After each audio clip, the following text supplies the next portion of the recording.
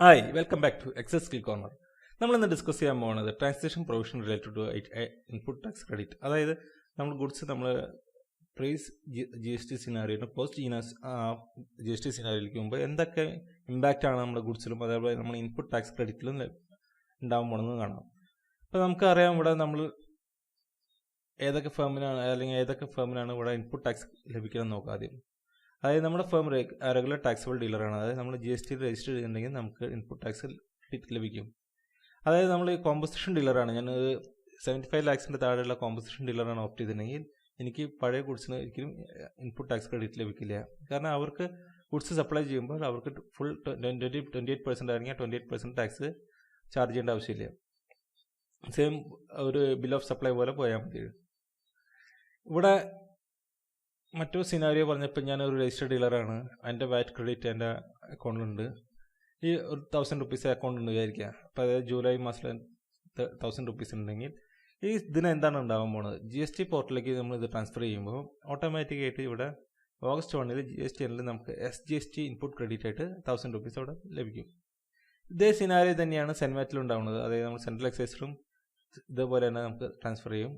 അതായത് August 1 നമ്മുടെ അക്കൗണ്ടിൽ 1000 rupees കാണും. തിരിച്ച് ഇതുപോലെ തന്നെ നമ്മുടെ സർവീസ് ടാക്സിലും സെയിം സിനാരിയോ, അതായത് നമ്മുടെ ഇൻപുട്ട് ടാക്സ് ക്രെഡിറ്റ് എന്തൊക്കെ ഉണ്ടായിരുന്നു നമ്മുടെ സെൻട്രൽ ഗവൺമെൻറ് അക്കൗണ്ടിൽ, ഇതെല്ലാം നമുക്ക് ജി എസ് ടി അക്കൗണ്ടിലേക്ക് ഓട്ടോമാറ്റിക്കായി ട്രാൻസ്ഫർ ചെയ്യും. പിന്നെ അതുപോലെ മറ്റൊരു കൺഫ്യൂഷൻ ഉള്ളതെന്ന് വെച്ചാൽ നമ്മുടെ ക്യാപിറ്റൽ ഗുഡ്സിൻ്റെ നമുക്ക് ടാക്സ് അവൈൽ ചെയ്യാണ്ട്, ദാറ്റ് മീൻസ് ഒരു പോർഷൻ കൂടി അവൈൽ ചെയ്യാണ്ടെന്ന് വിചാരിക്കാം. അതിൻ്റെ ഇൻപുട്ട് ക്രെഡിറ്റ് നമ്മുടെ വാറ്റ് അക്കൗണ്ടിലുണ്ടെങ്കിൽ അതും ഈ പറഞ്ഞ പോലെ August 1 ഇതും നമുക്ക് നമ്മുടെ അക്കൗണ്ടിലേക്ക് ക്രെഡിറ്റ് ആവും. അതായത് നമ്മുടെ ഇലക്ട്രോണിക് ലെഡ്ജർ അക്കൗണ്ടിലേക്ക് ക്രെഡിറ്റ് ആവും. ഇവിടെ നമുക്ക് ഇൻപുട്ട് ടാക്സ് ക്രെഡിറ്റ് കിട്ടാൻ വേണ്ടി എന്തൊക്കെ കണ്ടീഷൻ വേണം?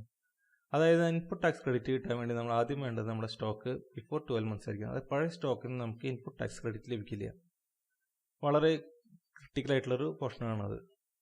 അതേപോലെ നമുക്ക് ഇൻപുട്ട് ടാക്സ് ക്രെഡിറ്റ് എൻ്റെ സ്റ്റോക്ക് വിത്തിൻ 12 months, അതായത് 12 മാസത്തിനുള്ളിലുള്ള സ്റ്റോക്ക് ആണെങ്കിൽ എനിക്ക് ഇൻപുട്ട് ടാക്സ് ക്രെഡിറ്റ് കൂടെ ലഭിക്കും.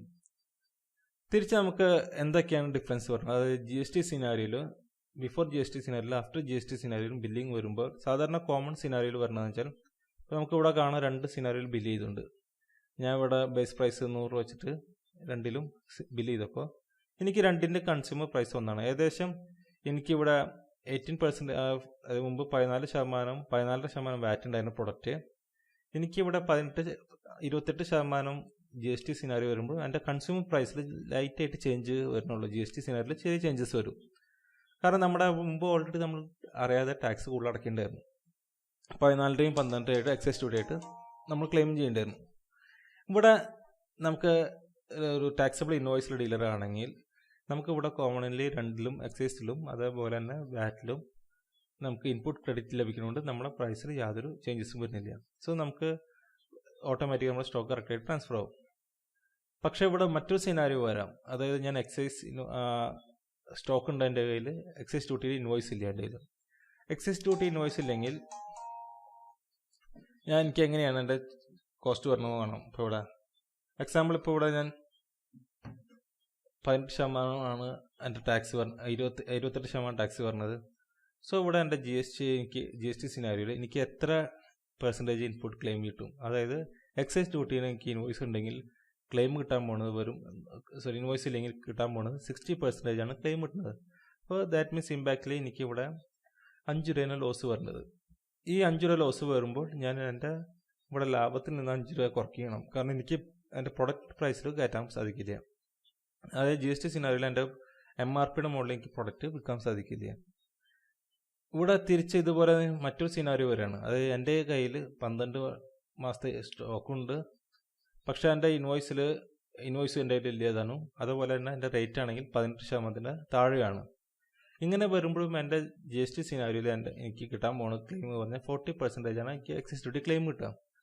അങ്ങനെ വരുമ്പോൾ എനിക്ക് 7.5 rupees എനിക്ക് ലോസ് ആയിരിക്കും. ഈ ലോസ് എനിക്ക് പ്രോഡക്റ്റിൽ ചാർജ് ചെയ്യാൻ പറ്റില്ല. സോ കോമൺലി എൻ്റെ മാർജിനിൽ തന്നെ എനിക്കിത് റെഡ്യൂസ് ചെയ്യും വേണം. ഈ 2 സിനാരിയോ നമുക്ക് ലോസിലേക്ക് കൊണ്ടുവരുന്നത്.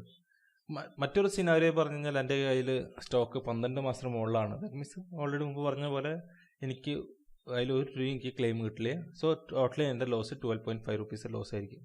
ഈ സിനാരിയോ കൊണ്ടാണ് ഇന്ന് നമുക്ക് കാണുന്നത് വെച്ചാൽ മാക്സിമം പ്രീ GST സിനാരിയോ പറഞ്ഞിട്ട് ഒരുപാട് സ്റ്റോക്ക് വിറ്റൊഴിക്കുന്നത്. അതായത് പഴയ സ്റ്റോക്ക് നമുക്ക് വെച്ചുകൊണ്ടിരുന്നു കഴിഞ്ഞാൽ ഓട്ടോമാറ്റിക്കായിട്ട് എനിക്കിവിടെ ഫുള്ളി ടാക്സിൽ ചെയ്യേണ്ടത്. ദാറ്റ് മീൻസ് ഇപ്പോൾ 100 പ്രൊഡക്റ്റിലാണെങ്കിൽ 12% തന്നെ എനിക്ക് ലോസ് ആയിട്ട് വരും.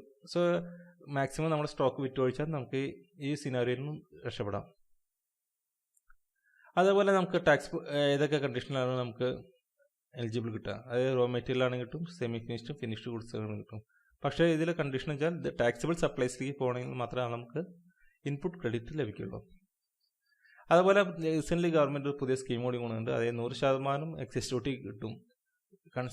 കണ്ടീഷൻ എന്ന് വെച്ചാൽ നമ്മുടെ പ്രൊഡക്റ്റിൻ്റെ കോസ്റ്റ് 25,000 മുകളിലായിരിക്കും വേണം. സ്പെസിഫിക് ആയിട്ടുള്ള ബ്രാൻഡ് നെയിംസ് ഉള്ളത്, അതായത് ബ്രാൻഡ് നെയിം ഉള്ള പ്രൊഡക്റ്റുകൾക്ക് മാത്രമേ നമുക്ക് ക്ലെയിം ലഭിക്കുള്ളൂ. ഈ ക്ലെയിം ലഭിക്കാൻ വേണ്ടി credit transfer document manufacture transfer ചെയ്താൽ മാത്രമാണ് GSTക്ക് മുമ്പായിട്ട് ഡീലർക്ക് ട്രാൻസ്ഫർ ചെയ്താലാണ് ഇതിന് ക്ലെയിം ലഭിക്കുള്ളൂ. സോ വളരെ അതേപോലെ നമ്മളിപ്പോൾ ക്ലെയിമിന് പോവുകയാണെങ്കിൽ ദാറ്റ് മീൻസ് നമ്മൾ മുമ്പത്തെ പറഞ്ഞ 2 സിനാരിയോയിലും 40% 60% സിനാരിയോയിലും നമ്മൾ ക്ലെയിമിന് ഫയൽ ചെയ്യുകയാണെങ്കിൽ നമ്മുടെ സ്റ്റോക്ക് ഫുൾ ഡീറ്റെയിൽസ് നമ്മൾ 90 ഡേയ്സിൻ്റെ ഉള്ളിൽ തന്നെ നമ്മൾ ക്ലെയിം ചെയ്യണം. അതുപോലെ നമുക്ക് ആ സ്റ്റോക്ക് നമുക്ക് സെപ്പറേറ്റ് മാറ്റി വെച്ച് അത് പോണ സെയിൽ, ദാറ്റ് മീൻസ് ആ സെയിൽ നമ്മളിവിടെ ഡിക്ലെയർ ചെയ്യണം. എന്നാലാണ് നമുക്ക് ടാക്സിന് ക്ലെയിം കിട്ടുള്ളൂ. അതിൻ്റെ കൂടുതൽ ഡീറ്റെയിൽസിന് വേണ്ടി നമ്മുടെ വെബ്സൈറ്റിൽ വിസിറ്റ് ചെയ്ത് കഴിഞ്ഞാൽ നമ്മൾ അതിൻ്റെ ട്രാൻസാക്ഷൻ റൂളിൽ വന്നിട്ടൊരു ഫയലുണ്ട്. ആ ഫയൽ നിങ്ങൾക്ക് ഡൗൺലോഡ് ചെയ്യാൻ സാധിക്കും. ഓക്കെ, അതുപോലെ കൂടുതൽ GST കുറിച്ച് കൂടുതൽ അറിയാൻ വേണ്ടി നമ്മുടെ വെബ്സൈറ്റ് വിസിറ്റ് ചെയ്യുക. അതിൽ നമുക്ക് ഒരുപാട് ആർട്ടിക്കിൾസും കാര്യങ്ങളൊക്കെ ഇതിൻ്റെ കൂടുതൽ ഡീറ്റെയിൽസ് അറിയാൻ സാധിക്കും. Okay, all the best, bye, see U.